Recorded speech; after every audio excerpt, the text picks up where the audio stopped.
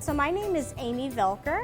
I've been a registered dietitian for 13 years, and I've also had type 1 diabetes for 31 years, and that's really kind of what steered me and what got me interested in nutrition in the first place. So thank you so much for being here for our class today. So over the next 4 weeks, we're going to talk about different topics with nutrition, and today we're going to start with fruits and vegetables. All right, before we get started, this is my poster that it says "And Justice for All." So my program is funded by the USDA and the SNAP program, and all that means is it's free to anybody who would like to attend. So I technically work for UMass Amherst, the college, in the nutrition extension program, but my office is in Auburn. So I'm just a hop and a skip away.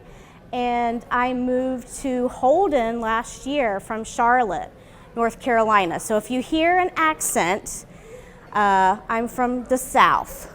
So born and raised in the South, and we wanted to try something new, so here we are. We had our first winter last year, and we heard it was pretty mild.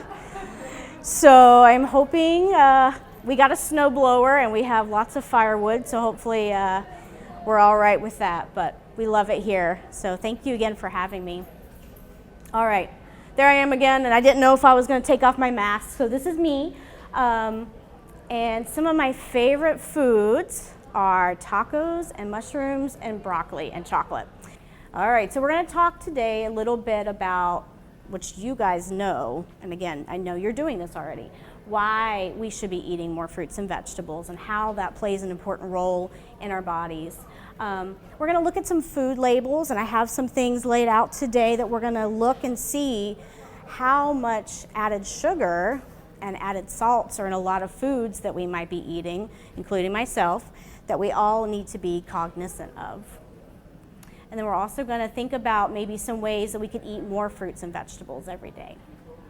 All right, so to get started, does anybody see anything up there that they like? Yeah? Go ahead and shout it out. Yeah.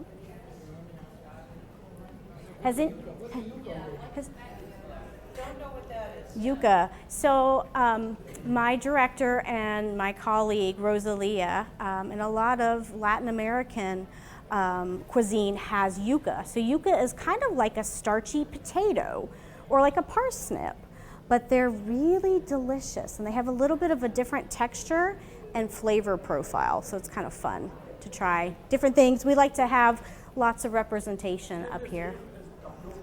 I'm sorry. Same as tapioca? Not the same as tapioca, a little bit different. It's a different starch. It's a good question. So what are you noticing up here? What are some characteristics of these foods? Very colorful, most of the rainbow, right? So when we eat different fruits and vegetables, you're just talking about the rainbow, right? So we get different nutrients from each of those food groups. I kind of talk about it in a way, my son loves superheroes. So each superhero has a different strength, right? They each have a different profile. They have things that they're good at. So each fruit and vegetable has different nutrient properties. So some things are higher in vitamin A, some things are higher in vitamin C and potassium. So each of those different food groups have different nutrients. So we're going to talk a little bit more about that, but I like to think about that. The food is a rainbow, and the more color you have on your plate, the more nutrients you're getting. So here again, different foods have different properties, right?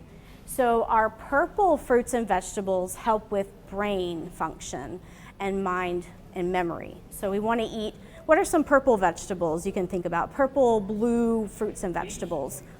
Beets, yeah. Eggplant, plums, avocados. Avocados are, yeah, they're kind of green. I know they're kind of grapes, yeah. Very good. Blueberries are kind of that blue purple. So all of those food groups are really high in nutrients that help. The reddish. So the red fruits and vegetables are kind of good for our hearts, but yeah, I think they could go in either category, really. Oh, I went through that too fast, guys. Let me go back a little bit. All right. So our white fruits and vegetables are really good. So what, cauliflower? What are some other white ones? That one's a little bit more tricky. Potatoes, yes. Yeah. Garlic is good. Yeah, garlic and onions, right? So those are some really beneficial fruits and vegetables. They help with our hearts. They help clean out our blood as well. And then we've got, this is what I've been loading up on with my family since they were sick, trying to get a lot of vitamin C and calcium-rich foods as well. So our yellow fruits and vegetables are going to help with those, help us with wound healing, and help us get better quicker. And then our green ones, our broccoli, what else? Spinach. String beans. Lettuce. Peas. Yeah. Kale. I'm making you guys think. I love it. Spinach, yeah. All those greens are going to help us with our bones because of the vitamin K. Now, I am a registered dietitian, so I have to do, but with this course, I have to do very general nutrition, so I can't go very in-depth. But vitamin K is a wonderful nutrient in those dark greens. But if you are on a blood thinner or something like that, you do want to talk to your doctor about that because that can affect your medications. So you can still eat those things, but you do need to talk to your doctor about how much you're eating of vitamin K rich foods. And then we've got our red fruits and vegetables like tomatoes, radishes, yeah, cherries. Beets, again, could kind of be in that category. So there's lots of fruits that help with our heart and with our memory as well. Here we go. You guys got a lot of those. Oh, cabbage. I grew cabbage this year, guys. It was so fun. Yes. This is my first year having a garden in New England, and I still have things growing. It's very exciting. But yes, yeah. I love purple cauliflower. It's so pretty. Again, if it has those colors, you're getting different nutrient properties. Bananas. I forgot about bananas. Yeah. So there's our onions. Lots of fruits. And bell peppers. Oh, I love those. Tell me if I'm going too fast, guys. All right. All right. So when you guys are shopping for produce, here again, you guys are experts on this already. What do you do when you're looking for produce, when you go pick it at the store? Feel it, texture, smell it, the freshness, right? Yeah, what else? The price. Oh my gosh. I only have my husband, myself, and a cat, my little boy. It's expensive, guys. So yeah, price is a big indicator these days. That's right. Are you finding a big difference up here? Yes, but certain produce is a different, like things that are grown here, obviously if they're seasonal, are more affordable. I'm trying to do farmers markets. I'm trying to find discount grocery stores, and I'm trying to grow a lot of my own because of the cost. So yes. You know, some vegetables actually go a long way because some aren't as pricey as others. That's true. So when I'm looking for greens, I love bok choy, and you can get the big. I love the big. People buy the small one, but I like the big with the white. You can Oh, actually yeah. eat it raw. It's so sweet. But you get a big bok choy for like $2.59 or whatever, and it goes a long way. That's true. No, I cook it, but I discovered that the stem is sweet. Sometimes I'm munching on it as I'm chopping it. I use it like a spoon. So has anybody heard of pho, or like a ramen kind of soup, like an Asian soup? So pho is a Vietnamese soup, and I use the bok choy like a spoon. Like you can eat it. You could like use it like a spoon. My little boy does that. It is sweet. So it's like you can eat the spoon, and my little boy's like, oh my goodness. So he thought that was fun. The thing is, people tend to throw away the stems Broccoli, the stem is so sweet. You just cut off the tougher part of the outside. So, yeah. Or put it in soups. Yeah. I just made chicken soup the other day, and I bought a whole chicken because buying the parts of the chicken are more expensive. And then I cooked the carcass, I cooked the bones, and I was able to make a broth from that. So, and carrot tops, you can make pesto, you can make sauces with the carrot tops. So there's a lot you can do, that's true, to really utilize those things that you buy. I love that. So you guys, again, you guys know this stuff. So you want to look for spots, you want to look for mold, right? If it's dark or bruised, things like that, you want to make sure they're firm to the touch, and they smell good. I'm learning how to find the ripe cantaloupe. That's a hard thing to do, but I'm trying. So, all right. So, how many people are you generally cooking for, guys? Me. One or two. So, this curriculum and these classes are geared towards families. So I kind of like to, that's why I said I give you the curriculum, but we do a lot more talking, because what might be pertinent to you cooking for one or two versus someone cooking for 3 to 6 people is going to be different. So you know your situation and you know what's best for you. So if any of this is kind of not pertinent, don't feel like you have to take that information. But sometimes, since we are looking at prices, right, we look at the canned, the dried, the frozen. We know frozen, I love frozen peas and fresh peas. Sometimes things are on sale, sometimes things are in season. So learning to kind of navigate that helps with saving money. The only thing is with our canned, dried, and frozen fruits and vegetables, sometimes they're a little bit sneaky and they like to add sugar or they like to add a bunch of salt.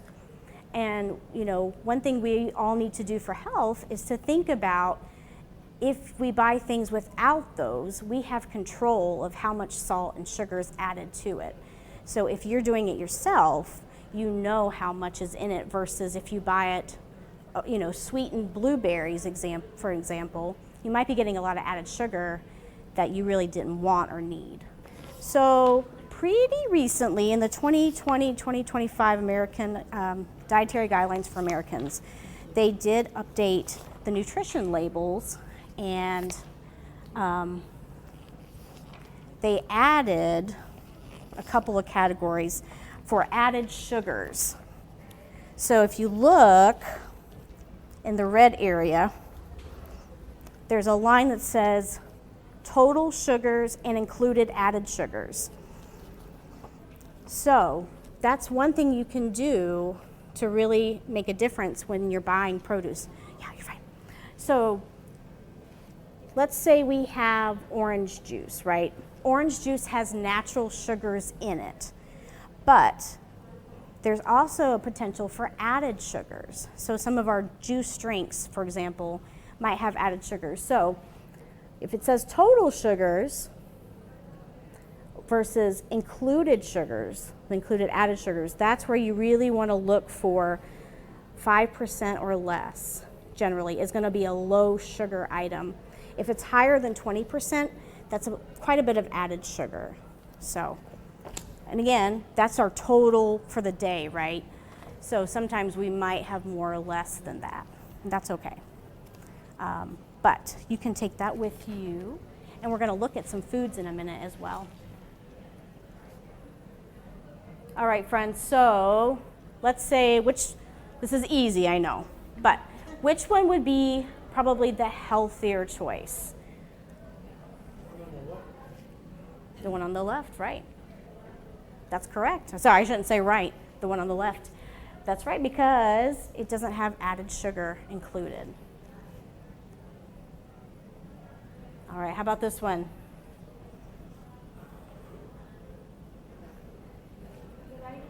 The right one. No added sugar, just in water, right? So our canned fruits and vegetables, if they're in water, that means they don't have any added sugars. That's right. I know, some of this is easy, guys. All right, here's a little bit more of maybe a tricky one. which is going to be our healthiest choice? The raisins, I know. Because it doesn't have added sugar. But now, as a type 1 diabetic, I'm probably going to pick, well, I would pick this, but not with added sugar in it. I would want the dried apples. Because dried fruits do have a lot of natural sugar in them, in a very small amount. All right, here we go. From the previous one, the last one, the raisins were better or the dry fruits? So the raisins, the only ingredient was the raisins, where the other ones all have sugar added. Oh, it does have sugar. I know. Oh, no, that's okay. No, it's tricky. It really is tricky because they put things and you don't always notice it. Oh my gosh, yes. And your booklet talks about that. There's so many names for sugar. Brown rice syrup. Yeah, high fructose corn syrup, dextrose. All of these are different words for sugar that kind of make it look fancier or nicer. That's why you look at the added sugars. That's why you look at the added sugars, exactly. So, all right, I am going to put on my mask because I'm going to get a little bit closer to you guys. So, I'm going to try to project. Again, there's nothing wrong with having these drinks sometimes, right? I am one of these people that it's about balance. If you're going to a party, if you're sick, you maybe would have a ginger ale, right? But this is how many packs of sugar is in one ginger ale. If you looked at how many packs. So that's in this bottle. That's how many packs of sugar is in this bottle. I know. I know. I know. No, you're right. Okay, so it's high fructose corn syrup. So it's been high fructose corn syrup. So it's been cooked down. No, that is a great question. I know, why don't we see it when we shake it around, we see the sugar. I know, but so that's how many packs are in a ginger ale. Let's look at, let's see, chocolate milk. So this has let's see, hold on. Let's look at the label, Amy. This has 18 grams of added sugar. Something that's usually probably marketed to kids, right? Yeah. So we've got that. It's marketing to the kids and the kids' parents. And the kids' parents. Here's a juice-like drink, right? Yep. So that's how many sugars are in that one. It's different when you look at it in packs, right? I know, it really is. So 1 teaspoon is 4 grams of sugar. That's another way of thinking about it. Let's see, what else do I got here? Oh, here's a Coca-Cola. Ginger ale's ahead of all? Ginger ale. Well, now that one's a lot bigger though. Oh, because it's a bigger bottle? Yeah. And this one has 4 servings in it. So this is 25 grams of sugar times 4. So this has 100 grams of sugar if you drank that whole thing. And I don't know about you, but I would rather eat my calories than drink them. Yes. You know what I mean? I would rather, if we're gonna think about calories, I would rather eat something delicious than drink it. Safe amount in say a bottle of soda, which it says 0 sugar, is that safe or is there Well, a tablespoon a day or? so Ginger ale does say sugar-free sometimes. it does say sugar-free. So then it's going to have stevia or Splenda. It's going to have a different type of artificial sweetener. And there's a lot of feelings about artificial sweeteners. Here again, every nutritionist, every dietitian is going to have a different opinion. I'm someone that has to think about carbohydrates and sugar. So if I'm going to enjoy one of those, I do drink a diet drink. But I do try to make sure I'm drinking more water, unsweetened teas, milk that doesn't have added sugars and things like that. So it really depends on your lifestyle, your medical conditions, and kind of what your goals are. I know some. You were saying that you shouldn't have any more than, 20 grams of sugar a day? Is that what you said? No, for myself, I'm trying to remember off the top of my head. I think the guidelines for a 2,000 calorie diet are no more than, it's either 12 or 16. Hold on. I don't want to tell you wrong. Hold on. I had that information. Because one Bear gram, with me. one gram of carbohydrate, whether it be sugar or complex, is 4 calories. That's right. That's correct. The same for protein. 1 gram of protein I is 4. think, 1 gram of fat is 9. let me double check. I had that in my, here we go. Maybe it's not in here. Hold on. I don't want to tell you wrong. I feel like it's no more than 12 teaspoons a day. That seems like a lot, though. No. I think the American Heart Association has a different level as well. Let me get back to you on that. But obviously, there's a lot. Here's another one. Here's a yogurt. That's one that surprised me. It's how many packs of sugar are in yogurt. And yogurt is very, marketed as something healthy, right? It's still healthy, but this one has 13 grams of added sugar In one serving? in one little container. So, I try to opt for yogurt that doesn't have added sugar, and then I put honey, or I might put a little bit of jam, like if I want to sweeten it, or put fruit on top of it. So there's different ways. Oh, cinnamon. I love cinnamon apples. That's one of my favorites. So there's lots of ways we can watch that. Good question, and I'll get back to you on that. All right, so if you are going to drink a fruit-like drink, we want to choose 100% juice because that means it does not have added sugars to it. However, it takes 5.5 oranges to make 1 8-ounce cup of juice. So you're missing out on the fiber and you're missing out on vitamin C. You can still get some vitamin C, but you're not getting the potassium and a lot of the other nutrients that you would be getting if you would eat the orange.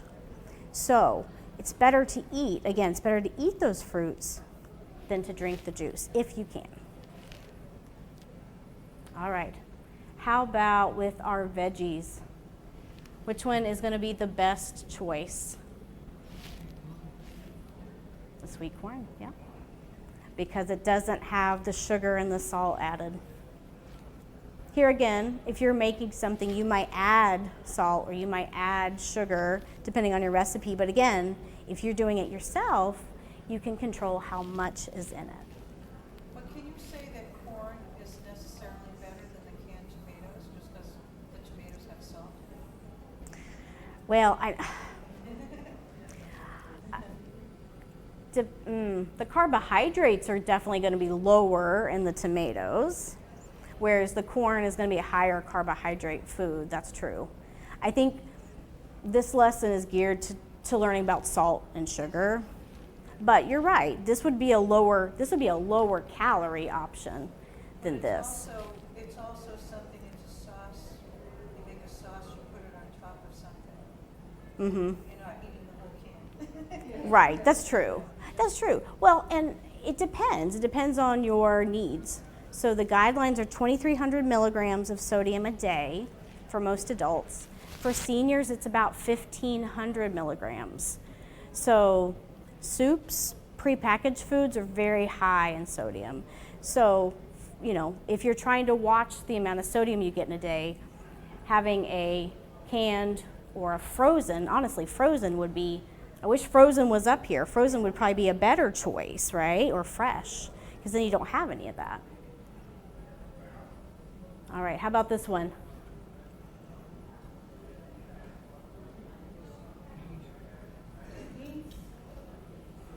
The peas in the middle, right? Because there's no added salts. I know, I do like salt, but there's other ways to season things without salt and watching how much salt you have, right? All right, so for my friends that are over 60 plus, the recommendation is about 1.5 to 2 cups of fruits a day and 2 to 3.5 cups of vegetables. Now, I don't know if I get that every day. Well, that's the recommendation. That doesn't mean you can't go over. But for a lot of people, that's challenging to get. So I wanted to show you a picture of what that looks like. Now somebody was like, is that all that? No, no, no. So each picture is what a serving a day would look like. So just to kind of give you a representation of how you could divide that up. But is that something that looks manageable to you guys? Or something you're already doing? Something It's a lot. Yeah. I feel like most days I try to do that, but there are some days I don't. Just like all of us, right?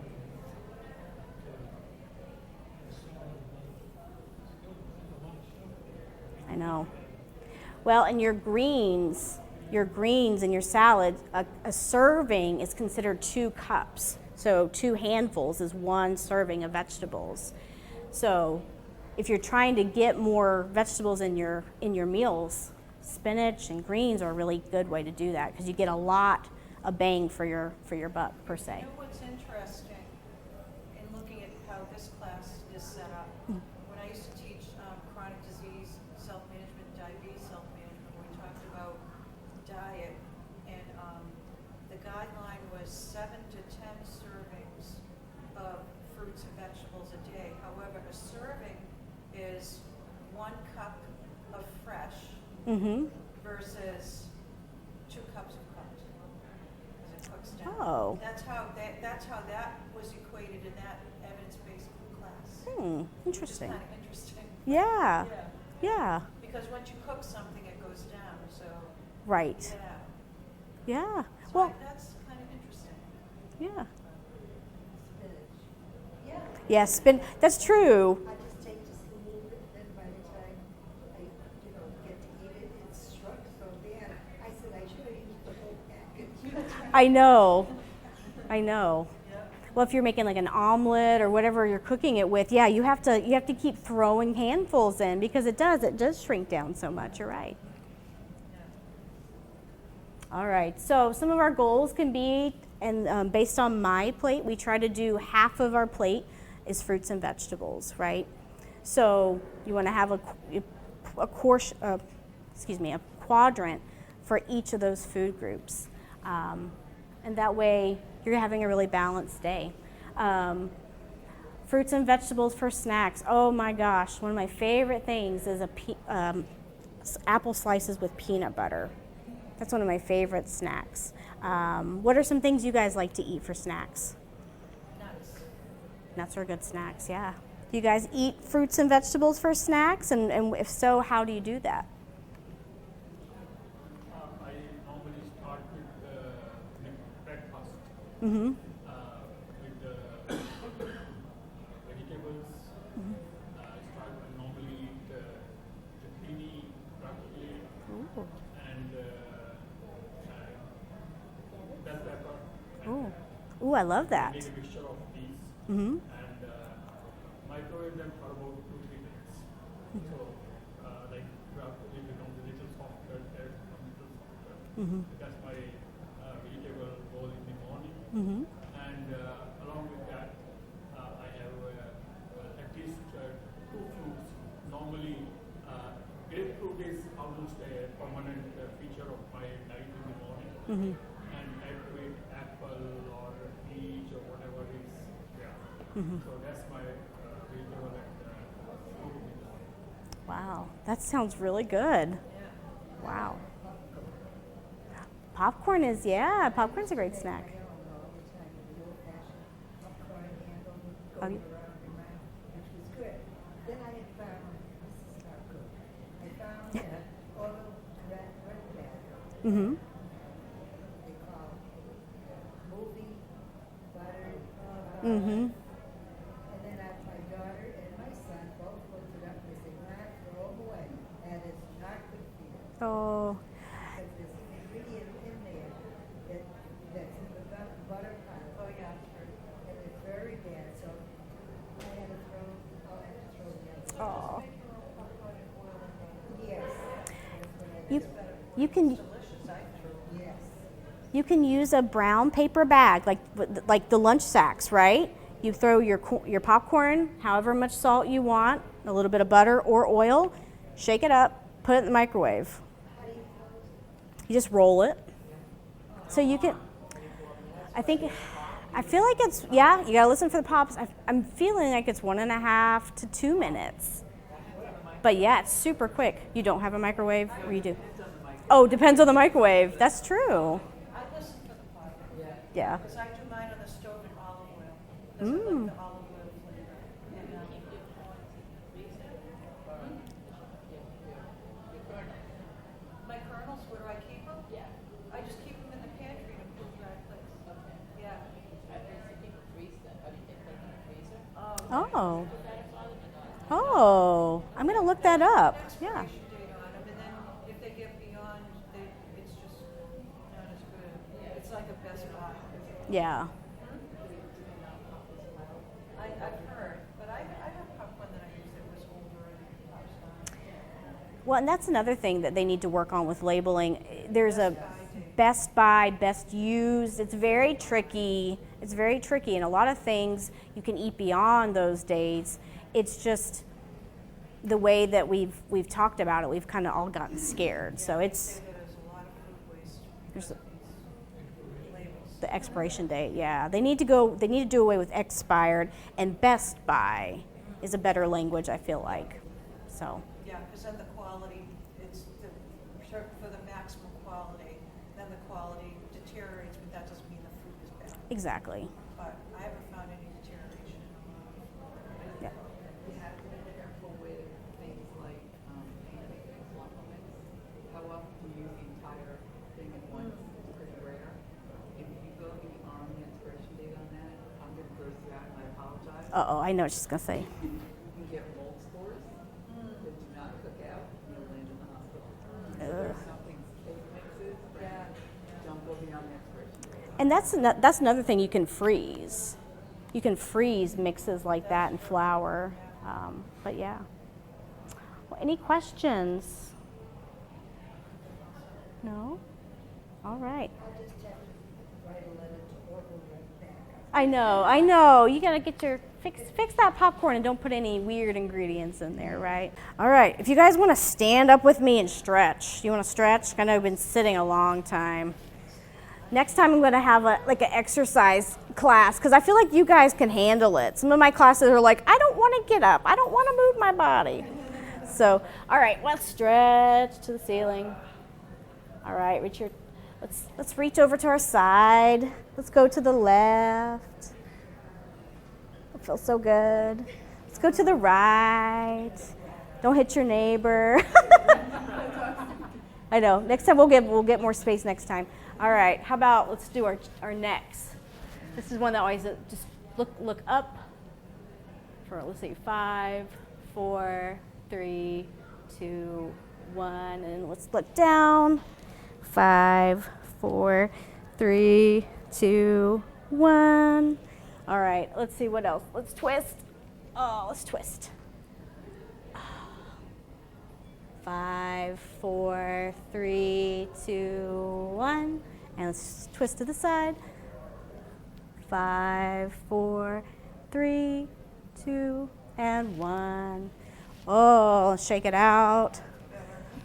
Oh, it feels good. All right. Well, thank you guys. All right. So, if you guys want to make yourself cozy around one of the tables and chairs, I'm gonna dish you out a delicious snack. We're gonna have a spinach strawberry salad today. All right, so I don't know about you, but I like the way that the spinach looks if you kind of tear it and make it smaller. So I've torn the spinach.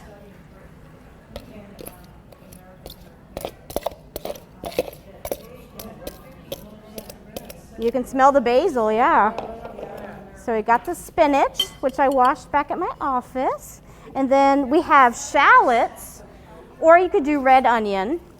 But the shallots are just, I don't know, they feel fancy with shallots. So we've got shallots and strawberries. And look how pretty that is together.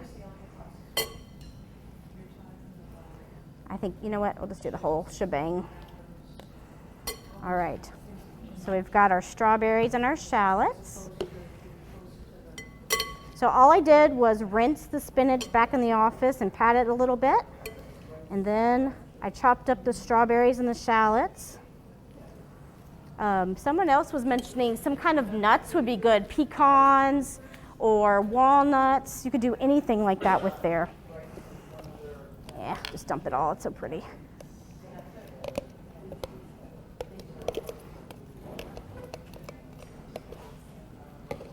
So we've got that together. And toss that. All right, I'm going to a little bit of feta. Is there any food allergies? Any food allergies? No? Okay. All right, so we've got some feta cheese. Now, feta is one of those things you do have to watch the sodium, but this is a garnish, right? We're not dumping the whole thing. So we're going to have a little bit of feta.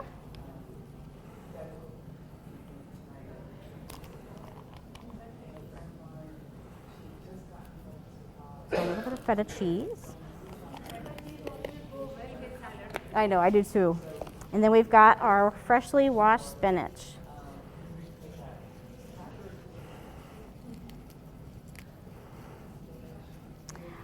I have so much basil growing at my house. I wish I would have brought mine from home. But this was cheaper to buy a plant at the store than to buy a prepackaged thing of basil. So I said, I'll take that home and put it in my garden or put it in my window. So that was $3.99. Not bad. All right.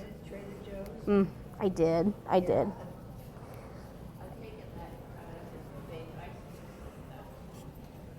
Oh, that's a good idea. Save your herbs.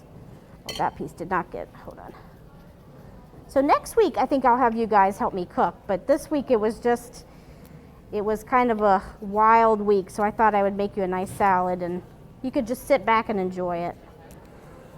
All right. Next time, I'll bring my cutting board and I'll clean up. So strawberries and shallots with a little bit of feta, or you could do goat cheese. Sometimes goat cheese is feta. And then, is everybody okay with a vinaigrette? We have a raspberry vinaigrette. Is that good? All right. Huh? I know, I should have brought, and everybody's like, you're like a waitress. Oh, that is, but it's so good. That's the problem, is it's so yummy.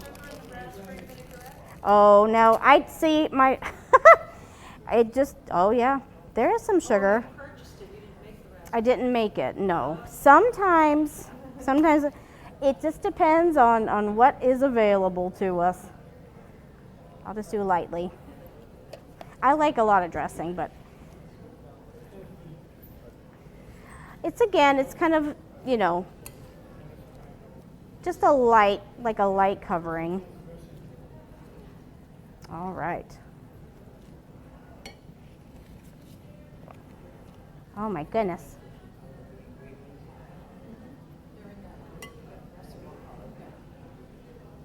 So, what are we feeling for next week, guys? Do you guys want something sweet? Do you want something savory? What sounds good? We've got a lot of recipes at work. Something salty. Now we're talking about salt. I like it. She's going first after that. I love that. But yeah, we've got lots of recipes on our website. So if you go to UMass Extension Nutrition Education Program, it's a mouthful. It's going to be on your paper. There's a lot of recipes on our website.